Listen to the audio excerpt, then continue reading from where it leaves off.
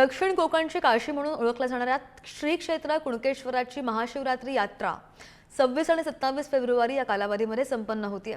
या महाशिवरात्री यात्रेनिमित्त उत्सवानिमित्त श्रीदेव कुणकेश्वराच्या भेटीसाठी 9 देवस्वाऱ्या येणार आहेत आणि त्यामुळे यावेळी भाविकांनी मोठी गर्दी सुद्धा केल्याचं पाहायला मिळत आहे।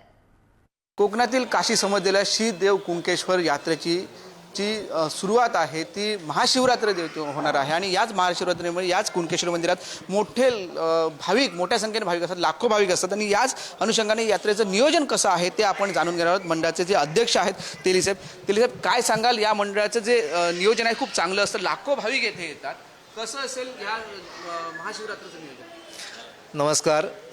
श्रीदेव कुणकेश्वर स्वयंभू कोकणची काशी, आता तुम्ही म्हटल्याप्रमाणे ती काशीच म्हणजे पूर्ण जगात काशी म्हणून त्याचं नावलौकिक झालेलं आहे आणि या अनुषंगाने प्रत्येकाच्या नवसाला पावणारा हा देव हा समजला जातो। प्रत्येकाचे विचार आचार हे सगळं देव आत्मसात करून त्याप्रमाणे प्रत्येकाच्या आयुष्यात चांगला आनंद निर्माण होणारा या ठिकाणी हे देव आहे। समुद्रकिनारी ज्या देवस्वाऱ्या येतात त्यांचं नियोजन कसं असतं? या ठिकाणी कुणकेश्वर महाशिवरात्रीच्या दुसऱ्या दिवशी म्हणजे दिनांक 26 फेब्रुवारीला महाशिवरात्री हे समुद्रस्थानी आलेल्या देवस्वाऱ्या ह्या तिथे समुद्राच्या काठी जाऊन तिथे आंघोळीला जातात।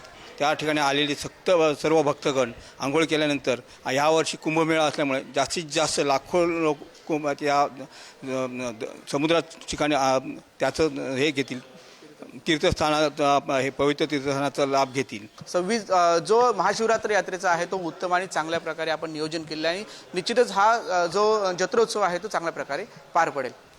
कॅमेरामन अमेय सुर्वेसह उमेश बुचडे, पुढारी न्यूज, सिंधुदुर्ग।